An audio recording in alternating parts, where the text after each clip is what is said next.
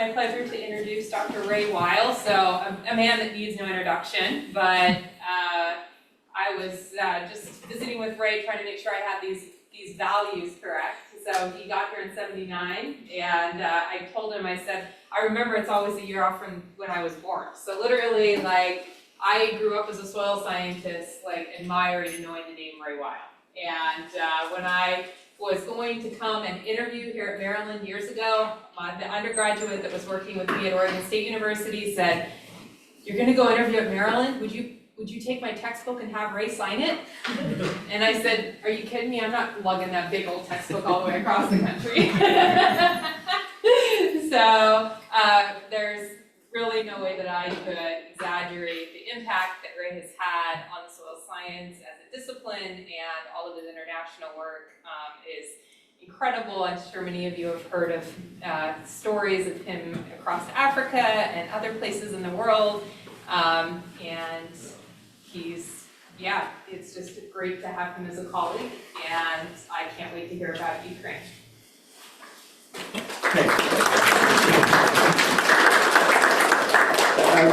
I remember when you came to interview, and we were determined to get a real soil microbiologist. Who fit the bill. Hopefully that worked out, right? And I think I went to Oregon shortly thereafter and signed a few books for some students. Maybe it was the same student. Yeah. Now, so this summer, actually on pretty short notice, maybe like a month before I left. I don't remember exactly when it was, but Paul didn't tell me to go, and so they asked me would I be willing to go to Ukraine, and then explained what it was for, and so I said, sure, let's do it. So I think everybody knows where Ukraine is, unfortunately. Maybe you didn't know 3 or 4 years ago, but most people know where it is now. They call themselves the biggest country in Europe, but it depends on whether you include Russia. Russia, of course, is mostly in Asia, but east of the Urals is Europe. So they are the biggest country outside of Russia. That sort of shows where I was in Ukraine, so not in the Russian-occupied part that's over here, but pretty close, actually. This was a 3-week, what they call an agricultural field council, and they got a group of international, what they call experts, I forget the Ukrainian word for it, and there was a New Zealander, a German, Canadian, and 2 Americans from Iowa. And the purpose was to try to kind of bring regenerative farming to Ukraine, improve their efficiency and productivity and sustainability. And we ended it with a 2-day conference. So we did 3 days, almost 3 weeks in the field, and then we had this big conference at the end. So Ukraine is very important agriculturally. It is a big country, and it has lots and lots of cropland and a pretty good climate. The main crops it grows are shown here. And the map is kind of a digital map that shows where they are, but there's more of that sunflower mixed in there than meets the eye, actually. But you got a lot of sunflower, the national flower of Ukraine, soybeans, corn, like we grow here, wheat, some of the same crops we grow here, and also a lot of sugar beets and potatoes and things. So this is a really important part of keeping Ukraine afloat. Just before the Russian, what they call a full-scale invasion, they invaded in 2014, the agricultural sector of the economy had increased, so they're improving their production, and it accounted for 41% of their export earnings. So it's a really big part of their economy, which is more than, they produce a lot of steel and specialty metals as well. They are the #1 exporter of soybeans sunflowers in the world. #3 for barley, #4 for maize, after US, Australia, Canada, one other country, #5 for wheat. So what happens in Ukraine impacts the world food supply. It's a country that's not quite like other countries I've been in. I guess I visited a few other Eastern European countries. It's not really quite like Europe, and certainly not like the US in terms of the way its agricultural land is set up. Most of the land is in cropland, vast open areas that either were prairies or steppe at one time, or forests in parts of it.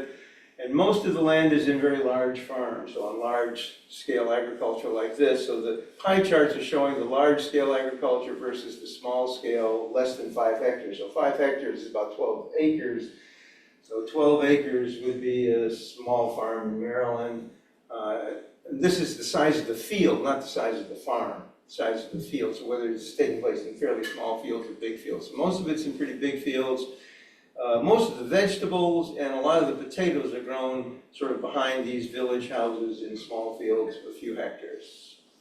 And it was only recently that land became privatized so you could buy and sell it, and that conglomerated into big farms. So this is a view of what the kind of rural areas would look like, not at all like suburbs in the US, but the villages, clusters of houses like this. And this is the back of a house with a potato field there, and this is what it looks like, back of the road. So the road is in front, you have these houses. Each one has a little strip of land. It's a couple of hectares. They're growing 3, 4, 5 different crops, often a lot of vegetables for their own use, for local marketing, and then some to sell. And then this borders on these big fields, which are often hundreds of, if you've ever been to North Dakota or South Dakota, in the middle of the US, or Manitoba, that's a little bit what the landscape looks like. The biggest farming concerns, so most of the farms are similar to the size that I've run into in North Dakota. And I remember talking in a conference back in the 2000s and thinking to myself, when I counted the audience, that audience was controlling more farmland than the whole state of Maryland. So it was having an impact. Well, this woman is controlling more farmland than all the cropland in the state of Maryland. Her name was Nina, and she works for the biggest farming company is Colonel. It's a corporation. And they've accumulated 500,000 hectares, and she's the head production person for that. So it was great to have her out at a couple of the field days, so we were trying to influence her to change her ways. If you notice these pictures of the fields, what do you see? Well, this is a little bit weird. This is a narrow row soybeans with way too high a population, but lots of bare soil. And if you look at the landscape, you can just see the erosion on the hillsides. So, big problem. So lots of things were unique about Ukraine. It was fun to be there. One that Americans won't appreciate, but foreigners who are here in this country probably feel a little uneasy when you buy bottled water and it doesn't say what's in it. We're the only country I know of, maybe Canada. I'm not even sure Canada, I can't remember. So you buy bottled water. Now you can't read it because it's in Cyrillic, it's Ukrainian, but it's got, tells you how much calcium, magnesium, potassium, one of them is nitrates and stuff like that. The other thing I noticed is, how babies get here, but the stork. So you never see a stork here, but you see them all over this part of Europe, in Poland as well, stork nests up on any pole. And another one, this was kind of fun. I said, what's that yellow pipeline going along? This is a rural road. In this case, it's cobblestone paved through the village. In these rural areas, the natural gas pipelines servicing the houses were above ground. I'm not sure why. These were deep soils that would be easy to trench in, but maybe there was a lot of expansive clay or something. But that seemed dangerous. And then, of course, the food was different. At one point, I asked, wouldn't it save a lot of time when we were out in the field if we just had boxed lunches for all the farmers? So we'd have, 40 or 50 farmers out there, and we'd be our group. And that's what we do in the U.S. We'd have this miserable little box lunch, and we'd have an apple and a sandwich and a bag of chips or something and a Coke, right? And everybody'd be happy, they got a free lunch. Not in Ukraine. He said, no, you wouldn't do that to a farmer in Ukraine. You have to have soup. If you don't have borscht, or something, it's not quite the same as borscht, but it's sort of a vegetable root soup with beets and things in it. If you don't have soup, you don't have a meal. Even in the trenches, they cook soup. So this is what our meals look like. We did get some smoked eel in a village. We bargained with her, and this woman catches them and then smokes them. And by the roadside, there were usually young sort of kids that would go out in the woods and pick blueberries and mushrooms in this case, and then sell them by the liter. So that you don't get the jar, that's just to measure the liter out. But our meals pretty much look like this, and you had this big meal, always with a bowl of soup and some fresh vegetables and things, and you'd think you were finished. And then the second course would come, which had all the sausages and meat and cheese and stuff. So that was, we were well fed. they worked this pretty hard, didn't get much sleep, but had plenty of food and plenty of interesting stuff. So Ukraine has this sort of different periods when you go through this, and you can see its history. So it's got a lot of modern cities. This is Kyiv, you know, people are going around on e-scooters and whatnot. It's pretty normal life and a lot of modern buildings in there. And then you have lots and lots of these Soviet era sort of drab apartment blocks that, you know, from the years of the 20th century when Ukraine was part of the Soviet Union, although I suspect that poster wasn't there then, the Ukrainian soldier. And then you have the earlier stuff that's traditional Ukrainian architecture, the Ukrainian Orthodox churches. This is a small town, another small city there. Some of that stuff's been preserved, some of it not so well. And then this is a real traditional country house, peasant house. And unlike, so I learned this the first thing they taught me was the two-wall rule. So how many of you know what a two-wall rule is? Okay, I was talking to a friend from Israel the other day, and they knew what the two-wall rule was. But I now know what the two-wall rule is, and it probably wouldn't make much sense in the US because our walls are made of nothing, right? They're just drywall, you can stick your fist through it. But in most of the world, the walls are, the brick wall, what I'm trying to get at is the brick is actually a brick supporting wall. It's a solid brick wall this thick. And the two-wall rule is, when they start bombing, you want two walls between you and the outside. So like go to the bathroom or the hallway or something. So when the window blasts in, the shrapnel doesn't get through the second wall. That's the idea. And castles. I mean, you're in Eastern Europe. This one dates back to the 1300s, so it's almost medieval. Quite an interesting story. So we went there on a Sunday. We got a Sunday off.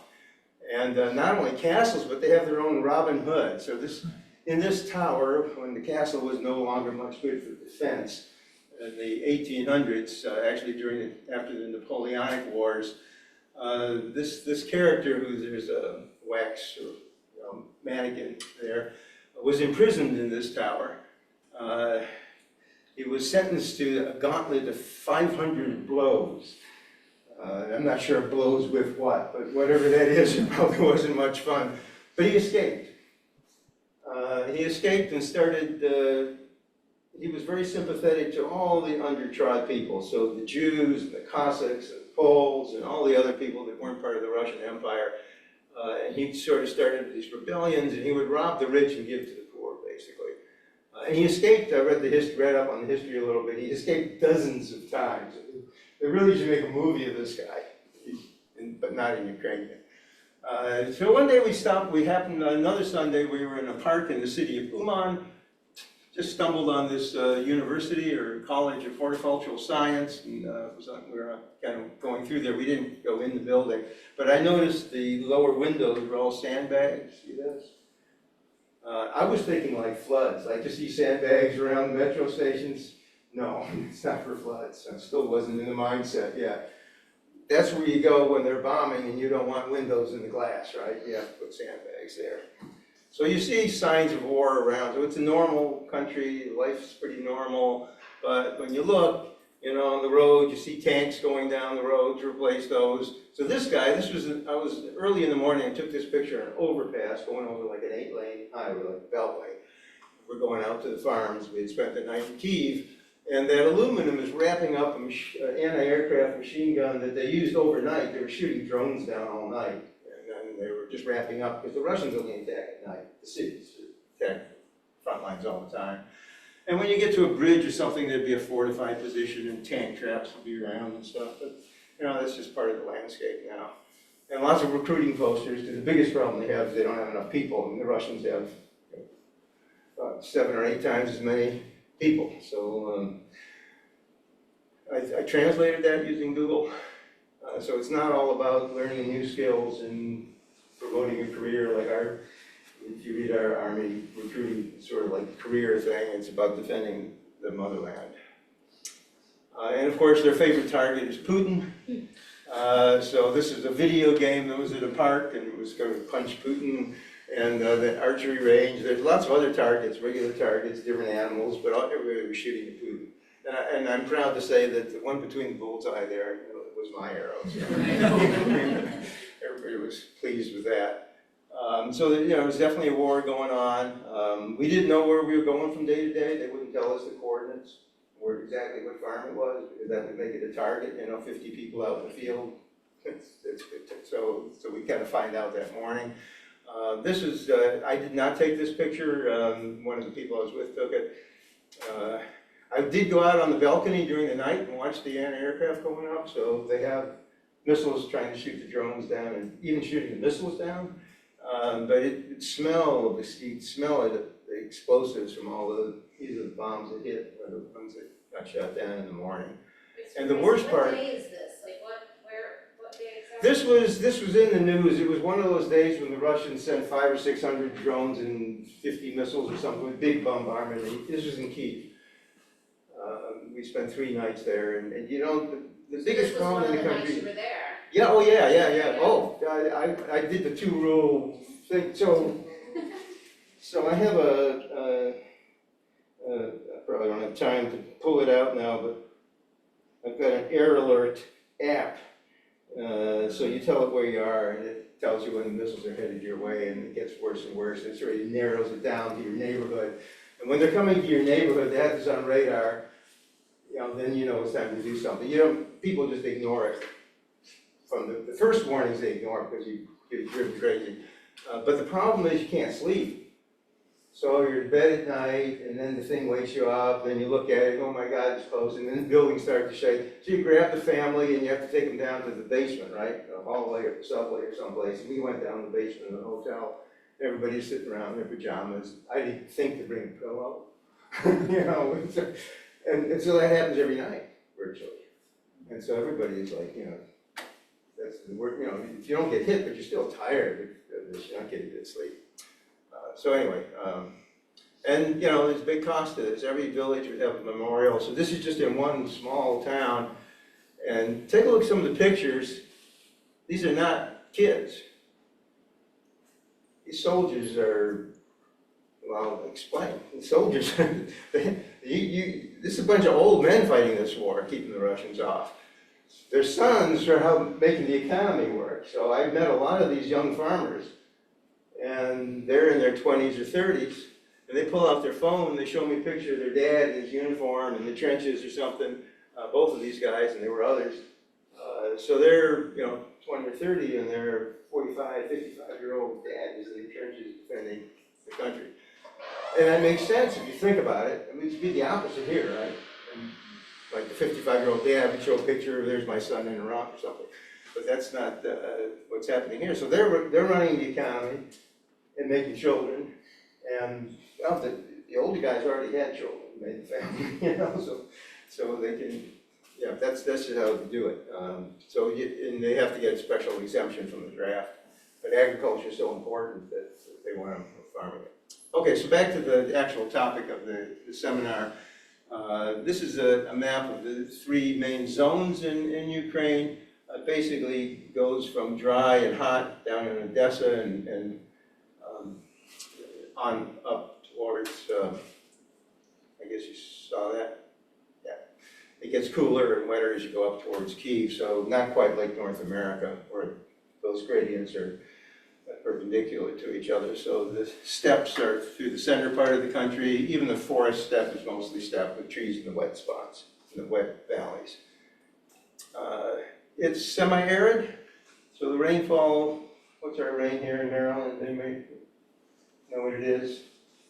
It's close to 1,000 millimeters, right?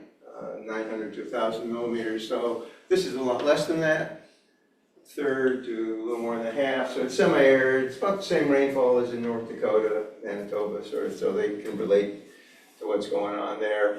They're fortunate. Most of it comes during the growing season. So this is June, July. And there is snow, the little dotted line is the snow in the wet season. Reasonable amount of growing degree days. So the growing season is not bad. The soils, if you look at the world, there's Ukraine. Basically, of course, there are many different types of soils, but 2 main soil groups, the dark green and the light green are the mollisols and the alpha sols, which the Europeans call luvisols and chernozem. So almost everybody in the world uses the word Chernozem, and Ukraine is sort of the heart of the concept of Chernozems, which are the prairie or steppe soils, the grassland soils. So even for the mollisols, the Malak epipeton has its origin in Ukraine, and Dukachayev worked in that area. So that's kind of always been very famous, even when it was part of the Soviet Union. They have their own name for these, but the word Chernozem is even in the Canadian system they call them Chernozemic soils. But these alpha soils, I think in Ukraine, they call them like partially podzolized, gray, brown, wooded soil, something like that. So this is the forested region in the north. So this is not far from Chernobyl, if you remember your history about the world's worst atomic. They still have a Chernobyl exclusion zone, still radioactive, can't go in there. Hopefully none of those this was not too far from that. Hopefully none of the blueberries, and especially the mushrooms, you don't want it coming from, because the mushrooms pick up a lot of the radiation. So it's a northern type forest, birch trees, pines, and that kind of thing. And didn't give you a chance to look at the nice soil profile there. Oh, I got lots of good pictures for teaching and a lot of good information and stuff for teaching here. Classic stuff. So this is a classic, couldn't get a more classic looking alpha sol if you tried. And this is a pretty classic looking mollisol or Chernozem.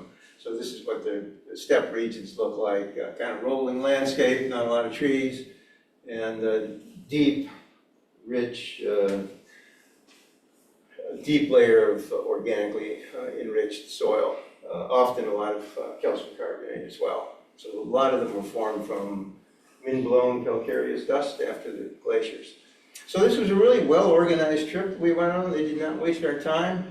They asked me what kind of soil pit I wanted. I said 1.5 meters deep, stairs on one end. I was just, they asked you why not.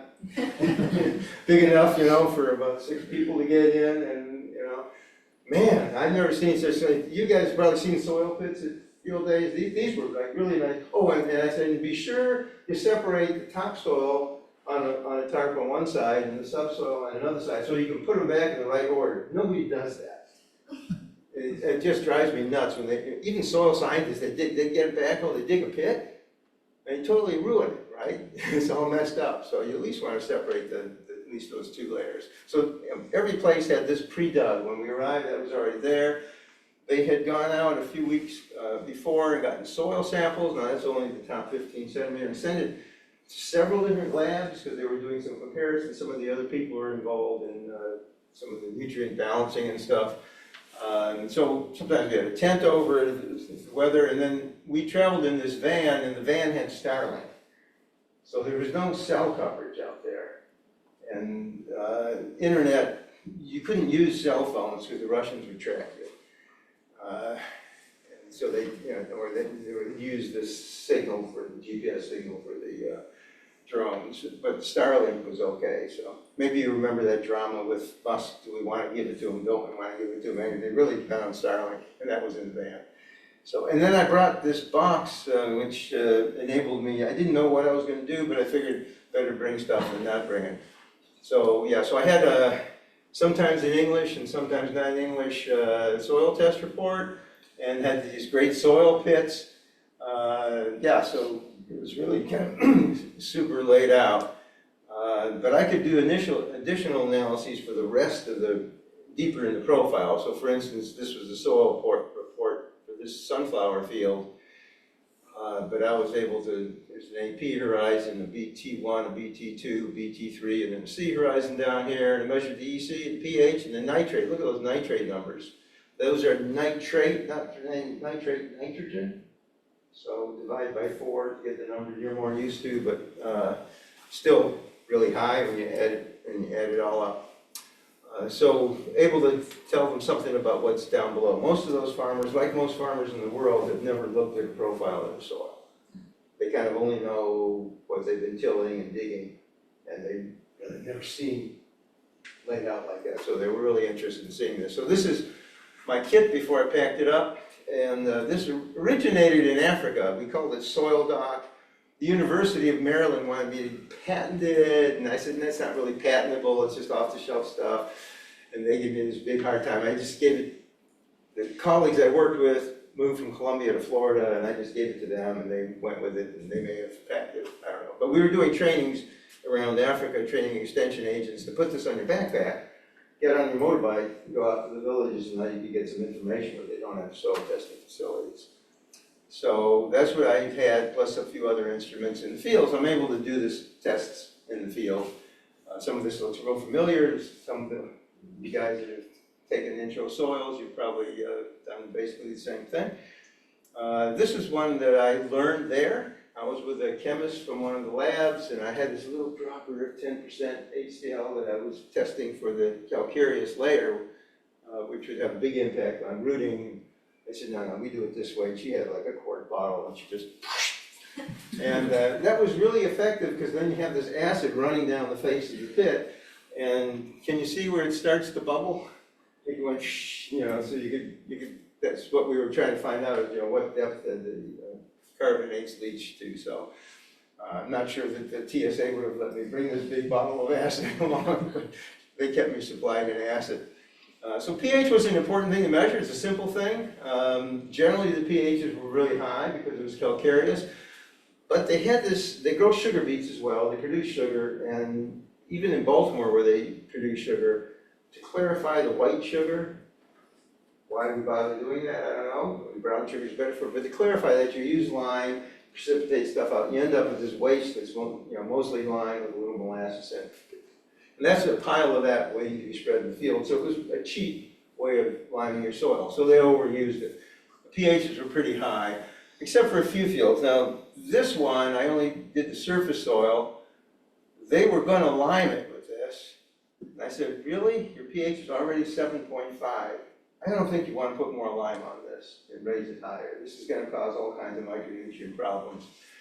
And then another field that stood out was up in the forested region near Chernobyl, where the father had lost his farm to the Russians, and he was starting a new farm. And the father was in the army, and the son was starting this new farm. And they were clearing it, and the pH was 4. I checked my calibration, and then the next one was a little deeper, was 4.5 or something. So I said, and the corn looked terrible. It was probably aluminum toxic. They were arguing about fine points of the soil test stuff. I said, pH is the first thing you need to take care of before you worry about anything else. You can't grow anything except maybe potatoes, even potatoes. Have a hard time. So I figured that one field was a big field, probably paid for my trip. And we tried to demonstrate some of these principles. So I had a lot of fun, doing this. Just, teaching to a really interested audience. So the farmers in Ukraine, they were mostly young. They were mostly new to farming. They learned about it. They were working either for their own farm or farming countries. They didn't have grandpa, they didn't have the way grandpa did it 100 years ago or 50 years ago, because they didn't have that, so there wasn't that sort of inertia in there. And they really wanted to learn new things. And Europeans do just, clean tillage, and erosion is rampant, and there's all kinds of problems. So we would do a couple things. We actually wanted them to do this 2 days before we came. Didn't always work, but we brought a bale of hay, a straw, so we could spread out a mulch to show them what a no-till surface would look like covered with mulch. And I actually packed this with me. This is a little cylinder to do an infiltration test with plastic lining. And I'm not sure it shows here. This is the infiltration test. This is a glass plate. This was a demonstration I learned from the German guy. It was just a plate of glass. You just put it on this dry soil, so the soil is dry, it's out in the steppes, it's sunny, it's hot. You put it down, and I've certainly seen this in a soil sample bag. You put it down, and 10 minutes later, the bottom is covered with drops of water, big drops of water. It's just a visual demonstration of, you're sitting here in the water, it's just evaporating from that bare soil like crazy. You want to keep it covered. Because their biggest complaint is, well, we don't have enough rain to do. We can't grow cover crops. We don't have enough water. We don't have enough water for our crops, let alone a cover crop, So we're wasting it all. And how hot did it get? On the bare soil out here, we did readings that were 48, 50, 52 degrees Celsius. What happens to microbes at 52 degrees Celsius? They don't like it so much, yeah. Well, except for the thermophiles, Except they're for all the dead, thermophiles, right? yes, They're exactly, sterile. yeah. What happens to you? What's your temperature? can you convert Celsius to? 6.5. Yeah, you're dead too, right? I mean, they're killing their soil. The top few centimeters of soil is just sterile. Under the mulch, it's only been there for a little while, but under the mulch, 20 degrees lower, so it makes a big difference. Sometimes it would actually get wetter under the mulch when they did put it out there 2 days before. They had this dry soil, they take away the mulch and, well, it's wet under here because the water is moving up and it doesn't evaporate. It just accumulates. So, nice visual lessons. And then this is sort of classic. I've been doing this since the 1980s. And now it's classic part of NRCS, does it everywhere. I just brought these two glasses. You probably saw those sitting around in the lab. You were wondering maybe what they were for. We don't use them in the lab, but they're my traveling and a little screen net. And you just take some handful of dry soil, a clod of soil, and put it in there and see what happens when you saturate it. And you saw those landscapes. It was pretty hard to find someplace that wasn't the tilled field. There wasn't any natural grassland. Best I could find in this case was a field across the road that hadn't been tilled for 3 years, so they were growing hay. So for 3 years they had a perennial crop, and still had a pretty significant difference there. This is falling apart. Basically, it's showing you what happens when rain hits your bare soil. And it turns into a pavement. This is a soybean field. This is a close-up. It's essentially, the aggregates break apart, fines fit in between the particles, and you get a sealed surface. And so you're losing a lot of rain. It's never entering the soil. It's just running off the surface, even if the slope's not very steep. So had them do it themselves. They had never done this before, and everybody was taking pictures and videos of it. I think on the Ukrainian internet, this is going around. So the organizer's kid, like his 15-year-old kid and his friends, was doing all the IT stuff. And so all this was being simulcast to Ukrainian internet via the stylo. So there's a translator doing this. You say a sentence and translate it. It's a little bit slow. So in most of the fields, not in all of them, but in most of them, main problem that I saw in the pit was directly due to the tillage. So here's the surface of the soil. There's a layer of residue, corn stalks and stuff, that was turned under by these discs, which is secondary tillage. And there's another layer of residue that was turned over by the moldboard plow, which they still use. And then below that, it's really compacted because tillage implements like this disc, or like that moldboard plow, this is a moldboard plow, this is upside down because they flip it over at the end of the field. This actually scoops the soil and inverts it. It makes all the field is beautiful and black and that's the way they want it to look. But if you're picking up all those tons of soil and turning it over, the plowshare is pressing down and causing a compacted zone. So almost all these fields have this real compacted zone. They had all kinds of big, fancy, modern equipment. This is made in Germany, so it's not John Deere. It's Horsch, it's a German brand.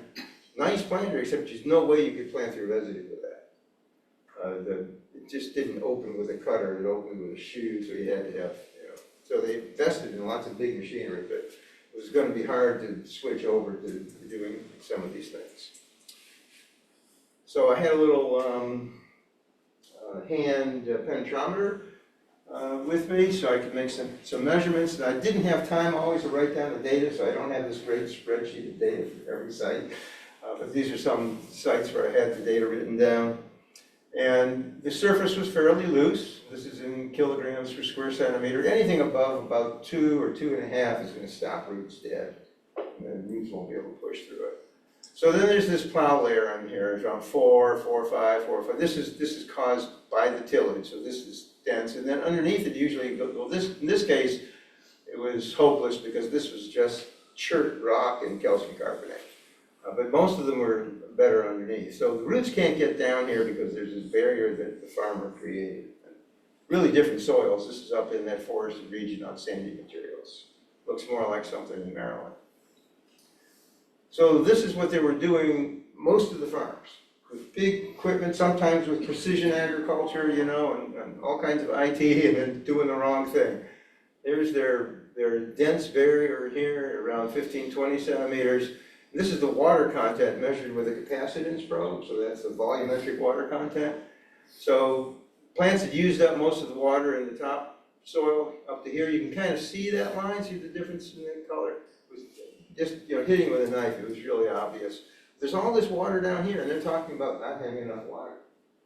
Well, if you add this up, if you're averaging about 12, 15% by volume, and maybe about 6 of that's not available, so let's say 8 or 9% by volume, over 1.5 meters, that's enough water to grow a crop for a season. Just have to get the roots down there. This was one of the fields that was quite a bit better. These roots are going right on down. They're able to use this water. This was sunflower, I think.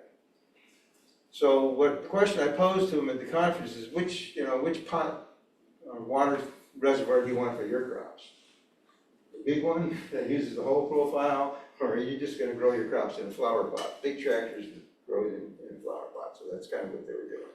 So the hypothesis by theory, and there's surprisingly little data on, this is something that needs to be researched in semi-arid regions. Especially, they really resisted the idea of cover crops. We don't have enough water. We're going to grow a crop that's going to use our water. They say the same thing in California, by the way. That's what the California growers say when you tell them they need to grow a cover crop between the almond trees or between their crops during the winter. And they get their rain mostly in the winter. So is that true? Well, in really, really dry places, when you grow the cover crop at a hot time of year, yes. But here it's cool in winter. You don't use much water when it's cool.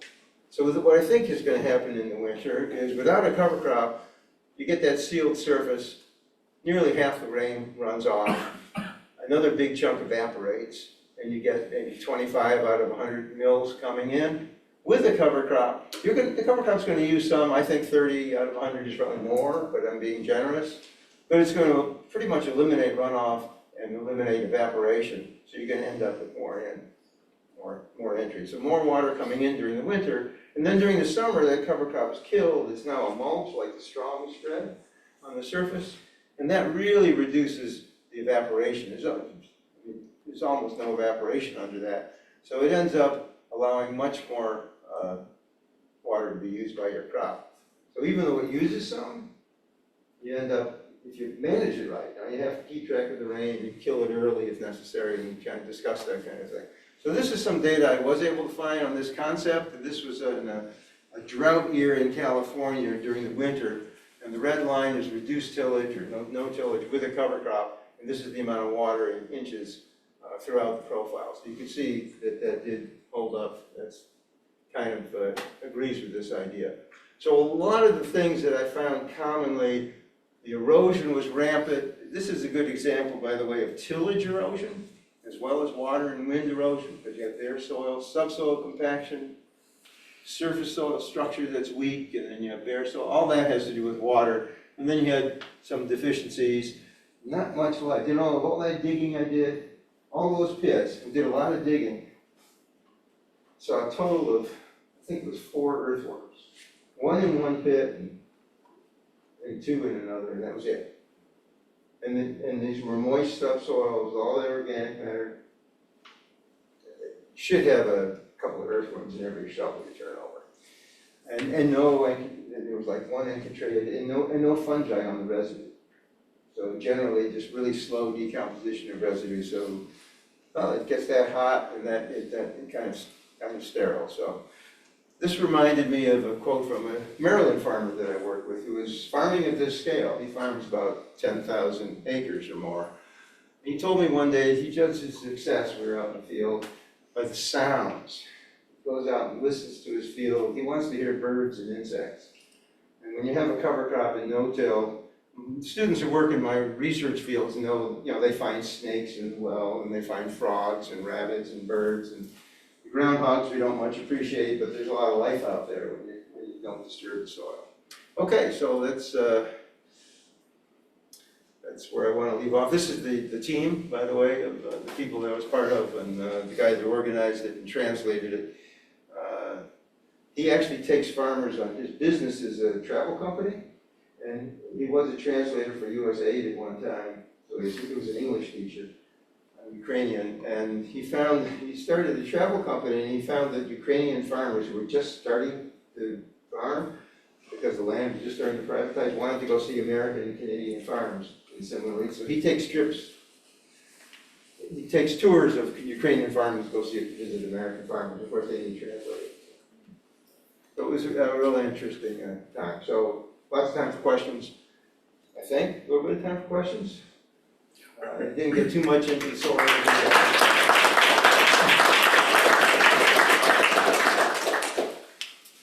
Yeah. I have tons of questions, but I'll save the deep soil questions for Friday, because you're gonna talk. But I'm curious about the regenerative ag part of it and animals, livestock. Yeah, I didn't mention livestock. Some of the farms have livestock. They do produce a fair amount of livestock.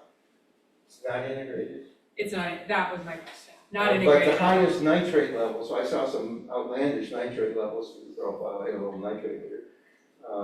Those were on farms that had livestock. They were either big dairies or beef farms. So mostly it's beef and dairy, or is they it pretty? they have pork and poultry Poultry, too. okay. They don't do a lot of export, but I'm not sure how much they import, but they have an industry, but it's not nearly as big. Oh. And it's not integrated. I mean, they could be grazing and cover crops and that kind of thing, yeah. Right. They're not there yet, but we're gonna see if we can get them to try small scale. I said, buy some used no-till equipment that's cheap and just try it on a few strips and see, it's because there's a learning curve. And I suppose too, no buffer zones like to waterway, I mean. Oh, no, that was the other interesting thing. We'd have these discussions about everything. And there would be, they didn't really have extension, but there'd be farm advisors there, and there'd be different, and even people from the Ministry of Agriculture were there. And we'd go through all of these visits, right, and big crowd around each one. Never was an environmental issue brought up. I said, nobody has ever asked, when I showed them the nitrate and stuff, it was a matter of how much nitrogen they were losing, right, that was money lost. But there was nobody was questioning what all that erosion did to the rivers or anything like that. Yeah, that wasn't even on the radar. So as far as like implementation of the recommendations that you guys made, like what I guess is the course of action going forwards, or is there a course of action? Well, we talked to a lot of influential people and a lot of farmers. Some said they're gonna try some things. That's I was in the process of the National Geographic Society actually had a call for proposals about regenerating cropland.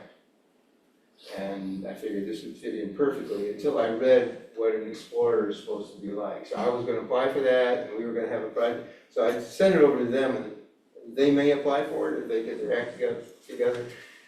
Because the explorer had to have a long, close relationship with the community and know the language, and I'm thinking, no, I don't know that. I'm not the right person to apply. Hope I may go over next year, but this is continuing.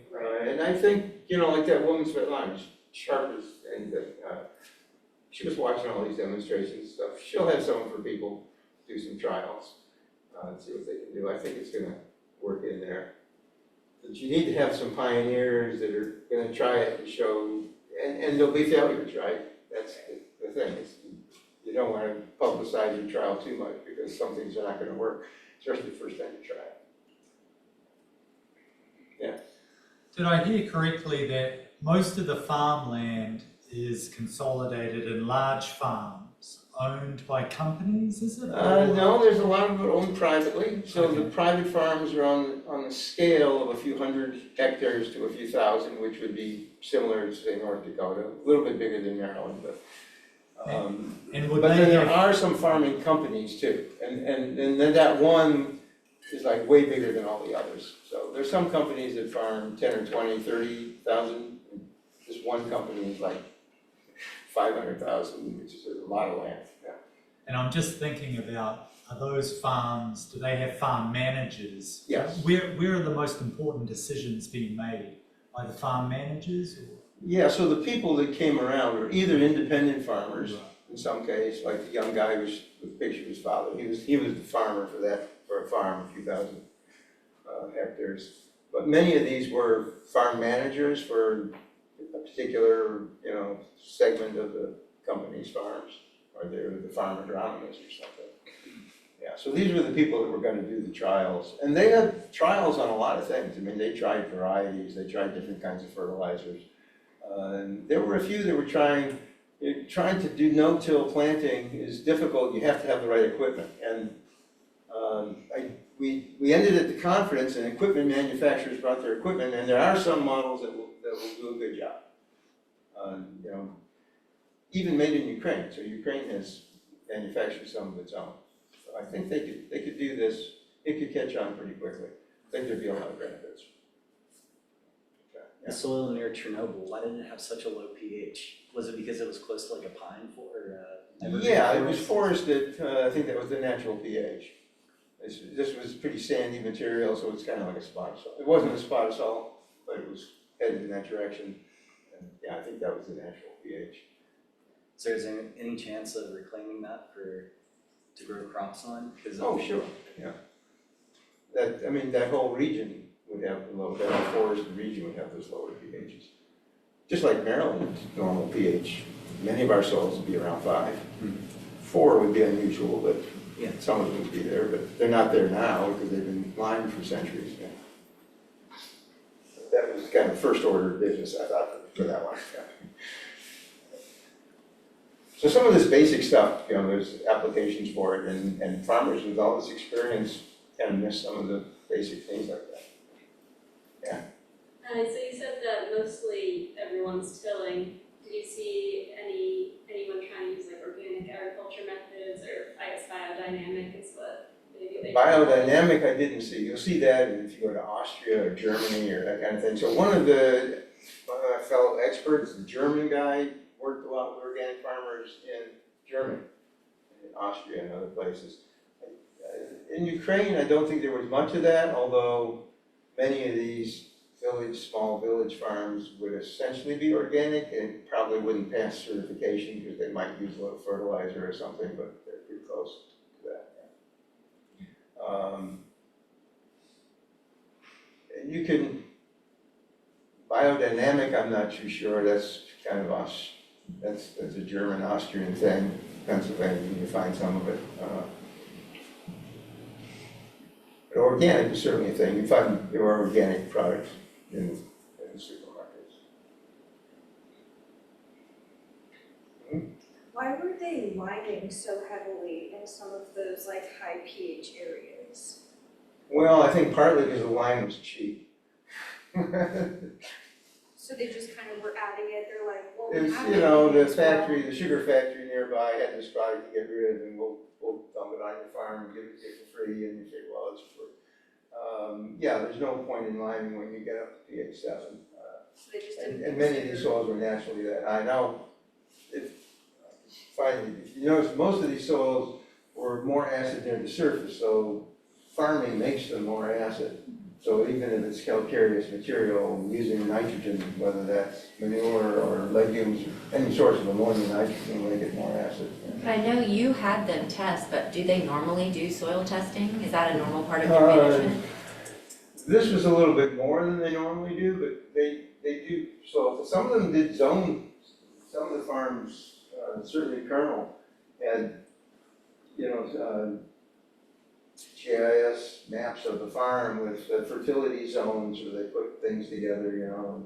They didn't have a good soil layer. The soil map was sort of legacy Russian stuff from pretty old, pretty basic, so we have, you know, a much better soil map layer than most countries in the world. But they certainly, yeah, they had lots of high technology. And they did soil testing. But they missed a lot of stuff. I mean, there was a lot of micronutrient deficiencies. You see that in farms here too. Even phosphorus deficiency, you don't find very often in Maryland because we've had so much poultry manure around. If there's no animals around, phosphorus is hard to get. It's expensive. So I think their productivity, you know, has a long way to go. Their yields were, their average yields compared to, say, North Dakota and the comparable places were lower, maybe 65, 70% And the average yields in North Dakota are not like the highest yields either, right? So, I mean, the highest yields in Maryland, just using corn as an example, bushels, because I think of those, the really good farmers are getting 250, 300 in a good year. The average for Maryland is 150, something like that. So, yeah, there's always a lot of room for improvement.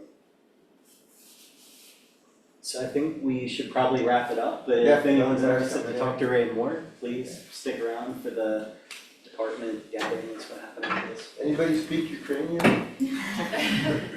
I did not pick up a lot of Ukrainian while I was there because they were translating all the time. And of course, it was really hard to read anything. Like a few letters are the same, but I had a name tag. I looked at it and I couldn't tell that was my name. Hopefully it was your name. I didn't know what they were saying. Thank you.